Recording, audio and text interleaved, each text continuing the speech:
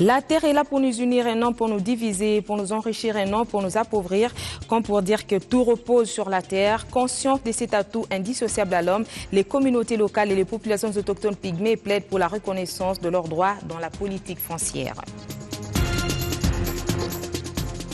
Élection des gouverneurs et vice-gouverneurs des nouvelles provinces. L'élection intervient ce samedi sur le 21 nouvelles provinces. La Commission d'intégrité et médiation électorale veille au grain pour un scrutin apaisé et transparent. Delphin Elébé, président de la CIME, nous donnera des précisions dans quelques instants. Madame, Messieurs, bienvenue à tous. Les animateurs de 21 nouvelles provinces du pays seront connus ce samedi.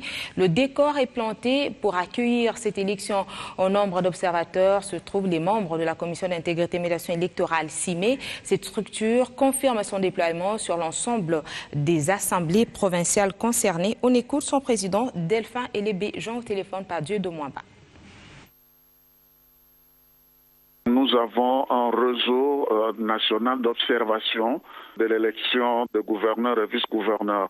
Mais ils ont Kataga, Lubumbashi et aussi Kisangani, ce sont des chefs des confesseurs religieux, des représentants légaux. Et c'est comme cela que cela apparaît beaucoup plus visiblement lorsque de grosses têtes couronnées de confessions religieuses se déplacent.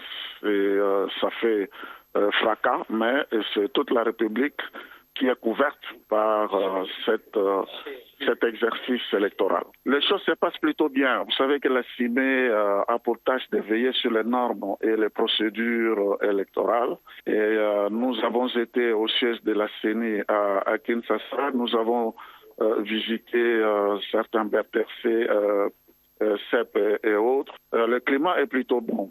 Je pense que l'élection sera une élection apaisée. Donc nous veillerons à ce que ce soit une élection juste, honnête, transparente et respectueuse des standards internationaux. À Kinshasa, les activités de sensibilisation et d'éducation électorale se poursuivent. La Commission électorale nationale indépendante et le Programme des Nations Unies pour le développement ont organisé un atelier en vue d'une meilleure organisation des acteurs dans l'éducation civique électorale. On écoute au retour le président de la CENI, le représentant du projet d'appui au cycle électoral du Congo. Pour sa part, la CENI s'engage d'ores et déjà à apporter son appui aux organisations non gouvernementales d'éducation électorale en termes de plaidoyer et d'accompagnement auprès du gouvernement, des partenaires techniques et financiers, tant dans les cadres, des activités relevant de la sensibilisation électorale à l'occasion des opérations préélectorales, électorales et post-électorales.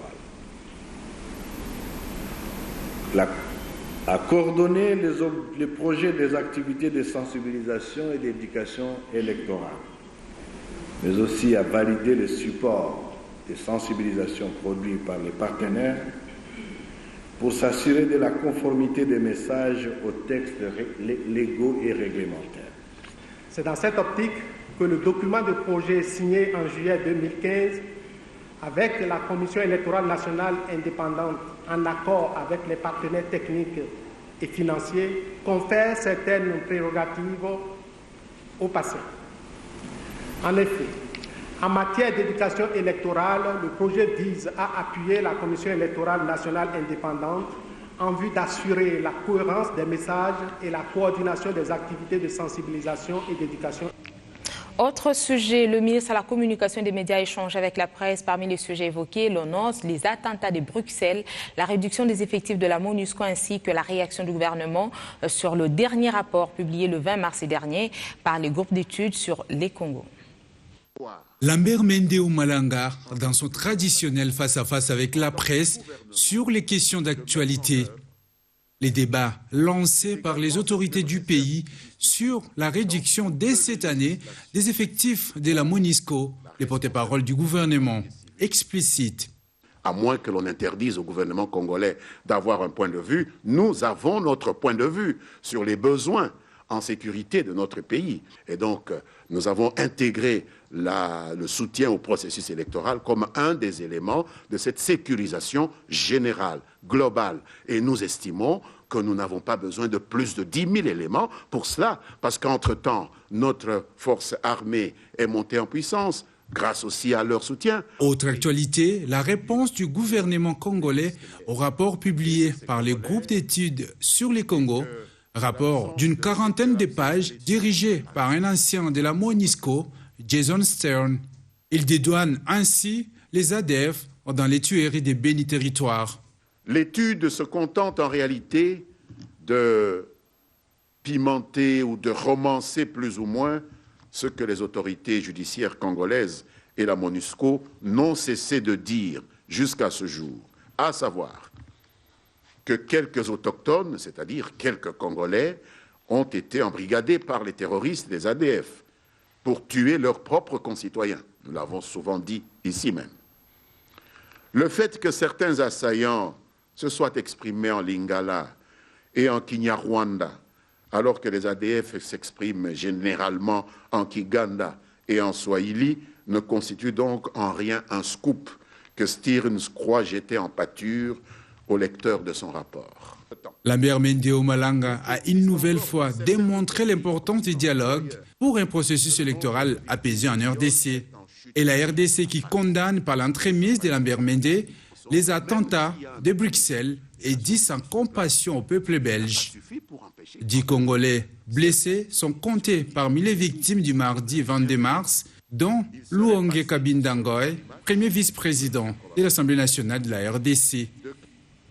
La relance du processus de la réforme foncière, la reconnaissance des droits coutumiers des communautés locales et des populations autochtones pygmées, 2 recommandations phares du séminaire sur le partage d'informations sur le processus de la réforme foncière et les politiques forestières et climatiques en République démocratique du Congo, des résultats qui illustrent l'engagement des différentes parties prenantes à l'issue de cette rencontre organisée par Forest People Programme. Après avoir fait un état des lieux de la prise en compte des dispositions de promotion des droits des communautés locales et des populations autochtones pygmées de la République démocratique du Congo dans la politique forestière et climatique, les parties prenantes d'ici et des provinces recommandent la relance du processus de la réforme foncière et la prise en compte des droits coutumiers de ces derniers dans la nouvelle loi foncière.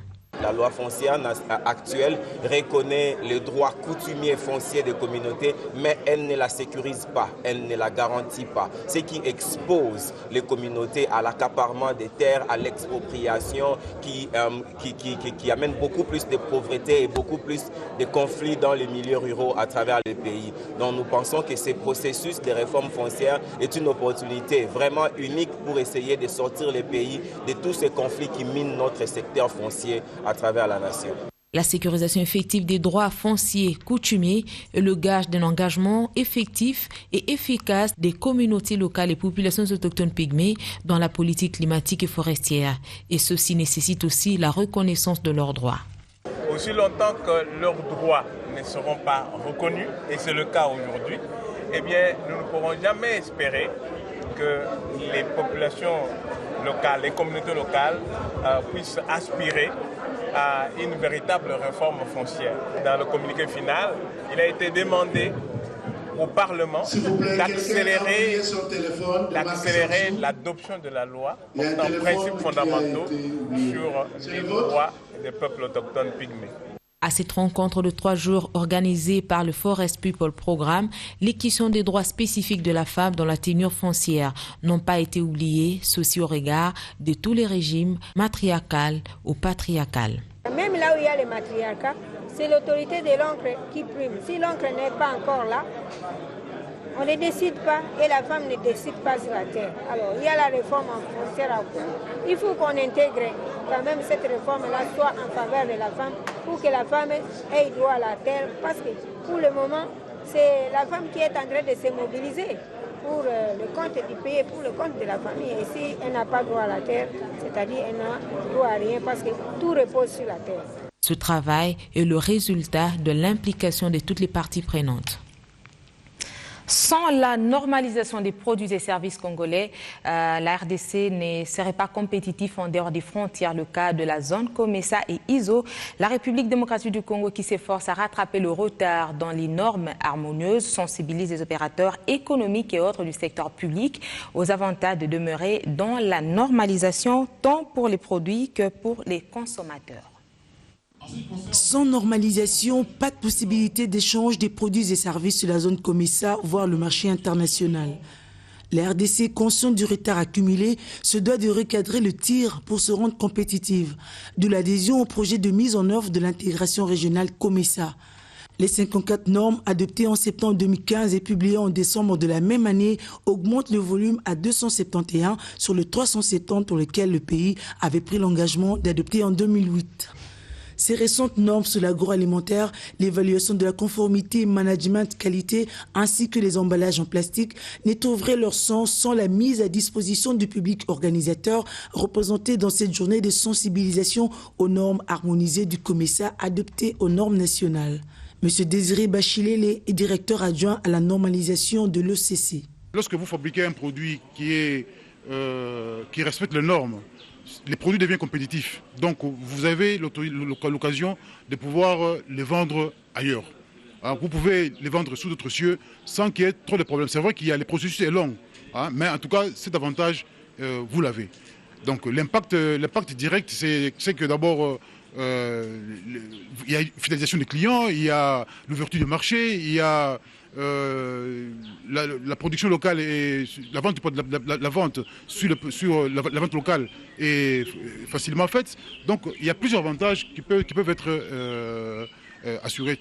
Au Congo, peu d'entreprises utilisent des normes, attestent les missions sur les enquêtes normatives. Cette harmonisation, financée par le 9e Fonds européen de développement dans le cadre des actions en appui à l'intégration régionale, facilité d'ajustement, est vue comme un salut, surtout pour les consommateurs, principales victimes de ces fléaux. Le président des consommateurs congolais le reconnaît et ne jure que sur la sensibilisation. Patrice Moussokomboui. La journée d'aujourd'hui, je peux dire simplement, c'est un début de sensibilisation, mais il faut plus sensibiliser les consommateurs. Dès que les consommateurs seront en mesure d'exiger des produits de qualité, à ce moment-là, les entreprises auront peur de présenter n'importe quel produit aux consommateurs. Donc, il faut que les consommateurs prennent de l'avant. Il faudra que les consommateurs aussi revendiquent des produits de qualité. Chaque fois que les consommateurs veulent acheter un produit ou bien veulent consommer un produit, il doit exiger toujours la qualité. Avec le respect des principes qui passent par l'engagement de chacun, l'électrotechnique, le ciment gris, le bois, l'acier, la grandeur et unité fondamentale, autant de secteurs pourraient sortir du cafouillage entretenu par plus d'un en répondant aux normes. L'emploi en RDC est essentiellement informel et ne répond pas généralement aux demandes des populations ayant un niveau éducatif assez élevé. C'est l'un des constats de l'étude menée sur le travail, mettant l'accent particulier sur la main-d'œuvre qualifiée en République démocratique du Congo. L'étude dont le rapport provisoire a été présenté au cours d'un atelier et qui recommande en outre la création d'un observatoire d'emploi et des qualifications. C'est une étude menée sur un échantillon de 137 entreprises, 58 institutions de formation et des bureaux de placement dans l'ONEM, dans 3 provinces de la RDC, Kinshasa, Katanga et le Sud Kivu. Et c'est dans cet atelier que le rapport provisoire de cette étude a été présenté. L'auditoire composé des experts du domaine de l'emploi en RDC a découvert le contenu de ces travaux de 5 mois. Nous avons fait 57 constatations. 57 constatations, c'est-à-dire là où il y a des problèmes, des difficultés entre le contenu des formations et entre les besoins des entreprises. Là où il y a des difficultés en matière de gestion du marché du travail. Là où il y a des difficultés en matière de la formation contenue au sein des entreprises. Là où il y a des difficultés, par exemple, un employeur qui a besoin de la main-d'œuvre, mais les services d'emploi n'ont pas un outil pour intervenir. Comment il va intervenir ? La société Consulting en développement communautaire et en gestion d'entreprise qui a mené ses travaux avec le concours de la Banque mondiale sous la supervision du CFF ne s'est pas arrêté au diagnostic. Des propositions ont été faites pour éliminer cette inadéquation entre la formation emploi et production main-d'œuvre. Nous avons proposé la création auprès du ministère de l'Emploi, du Travail, d'un observatoire sur les qualifications et les métiers. Qu'il faut développer un fonds d'insertion et d'adaptation professionnelle. Ce fonds d'insertion qui va traiter économiquement l'emploi. Une lueur d'espoir pour la RDC. Le gouvernement peut maintenant espérer, il peut avoir des argumentaires devant tous les frondeurs qui utilisent n'importe quelle donnée, n'est-ce pas, à son encontre. Maintenant, les données sont là, les résultats les confirment. vous confirme la situation du terrain et celui qui veut les utiliser, on mettra à la disposition, n'est-ce pas, de ces documents pour qu'ils puissent être... L'objectif de cette étude était d'une part d'analyser la situation actuelle du marché du travail de main-d'œuvre qualifiée et de l'autre, formuler des recommandations pour accroître les opportunités de recrutement de cette main-d'œuvre.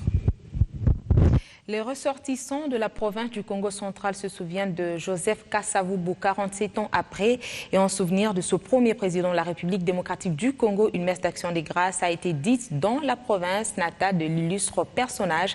Profitant de cette commémoration, les notables du Congo central proposent un plaidoyer qui inscrit le 24 mars, date du décès de Joseph Kasavubu, comme étant un jour commémoratif dans le calendrier national congolais. Joseph Kasavubu, le tout premier président de la République démocratique du Congo, est décédé le 24 mars 1969 en résidence surveillée. Cet ancien bourgmestre de la commune de Dendal, actuelle commune de Kasavubu, puis député national à Bako de Léopoldville, a été élevé à la magistrature suprême le 24 juin 1960. Joseph Kasavubu a travaillé pour le bien commun avec une honnêteté restée légendaire avant d'être renversé par un coup d'État perpétré par feu président Mobutu le 24 novembre 1965. 47 ans après sa disparition, la province du Congo central, d'où il est originaire, s'est encore souvenu de lui au cours d'une messe d'action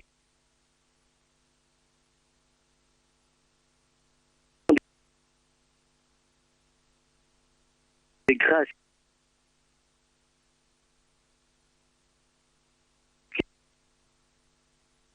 La qualité de cet élément, éducation chrétienne, voie de formation, de transformation et de reformation, c'est le thème du tout premier séminaire francophone des écoles chrétiennes de Kinshasa que la capitale de la RDC va abriter du 24 au 30 mars de cette année. Avant cette cérémonie, la délégation venue de la France en a profité pour visiter quelques écoles ayant opté pour l'enseignement du christianisme pour s'acquérir de l'état des infrastructures scolaires de ces établissements.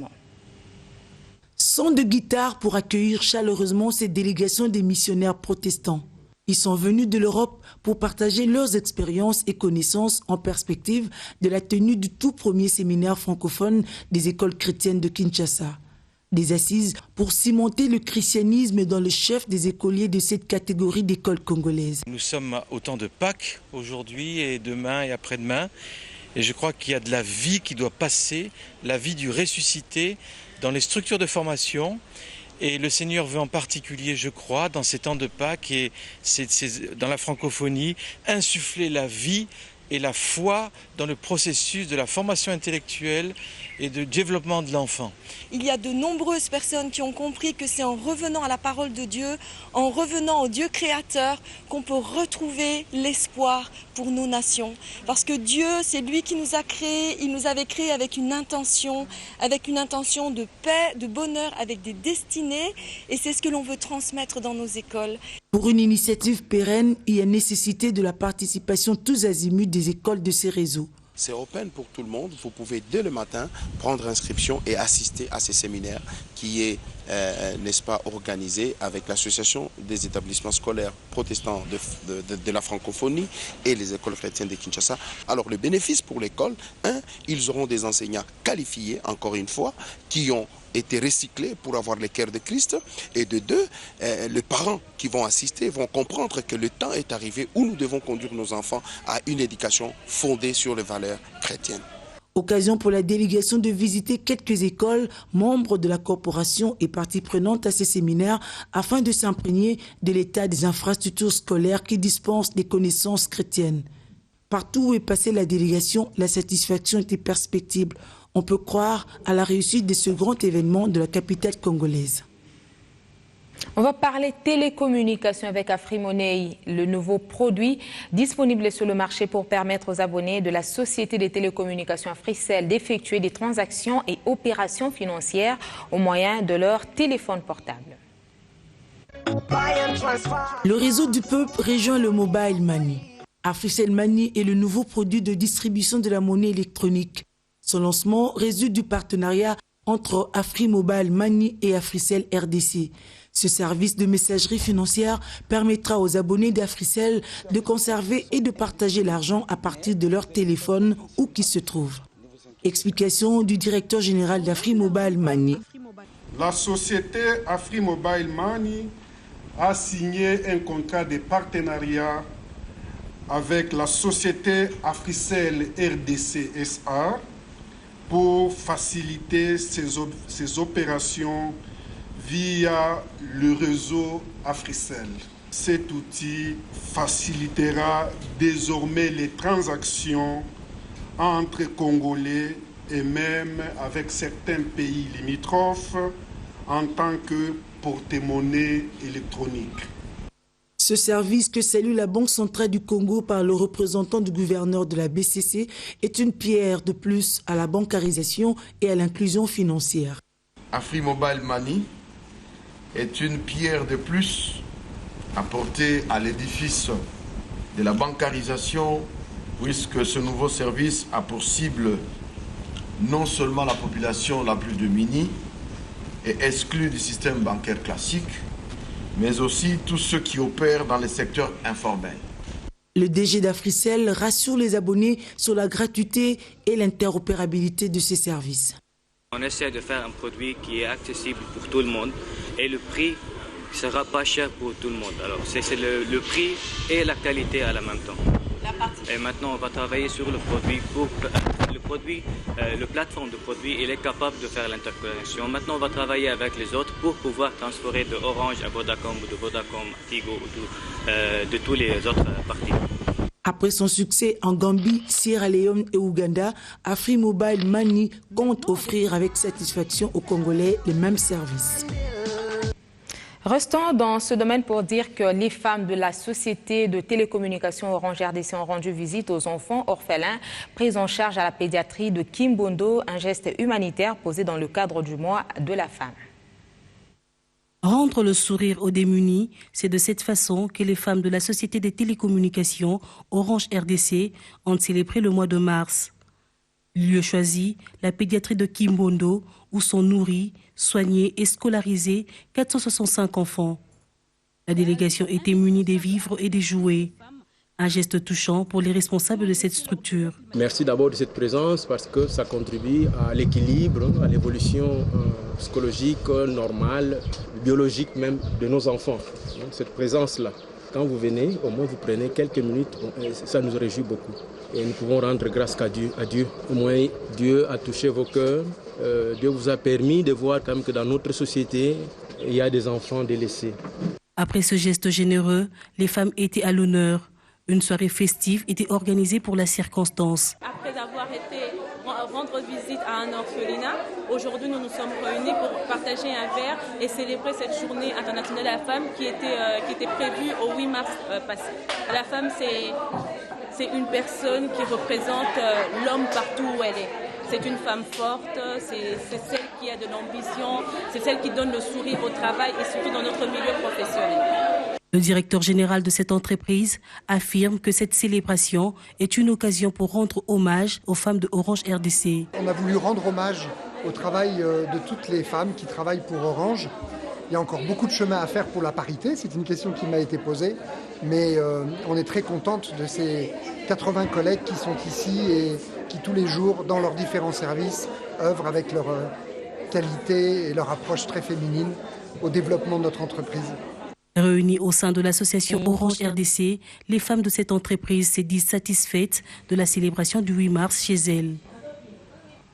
Parlons sport pour terminer. Les Léopards de la République démocratique du Congo reçoivent les Palanca Negra d'Angola en match comptant pour la 3e journée des éliminatoires de la Coupe d'Afrique des Nations Gabon 2017. L'équipe nationale d'Angola est déjà à Kinshasa, capitale de la République démocratique du Congo. En cas de victoire, les Léopards seront classés premiers dans leur groupe. Et déjà cet après-midi, les deux sélectionneurs vont se livrer à la petite séance de face-à-face devant la presse au siège de la FECOFA. Fin de cette édition d'actualité, Madame, Messieurs. Merci de rester avec nous.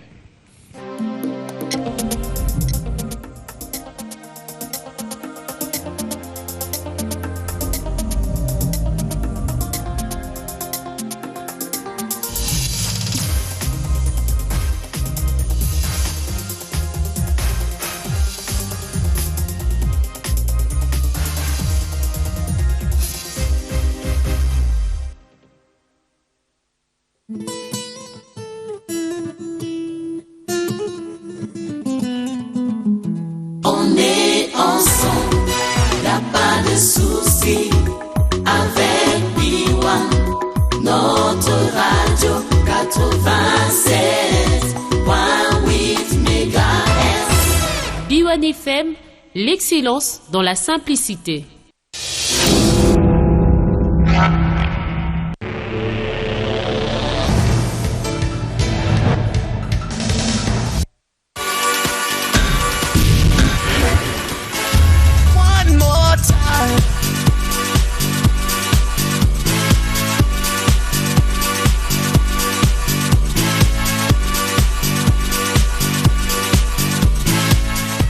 Mesdames, Messieurs, bienvenue à ce grand rendez-vous, le rendez-vous de tous les grands, c'est-à-dire le tapis rouge. Les meilleurs dans la musique et dans tous les domaines, c'est ici que ça se passe. Aujourd'hui, nous avons déroulé ce tapis rouge pour une artiste de talent. Elle s'appelle, bien sûr, Mama Lydia. Elle a accepté de venir. Mesdames et messieurs, sans plus tarder, voici pour vous Mama Lydia.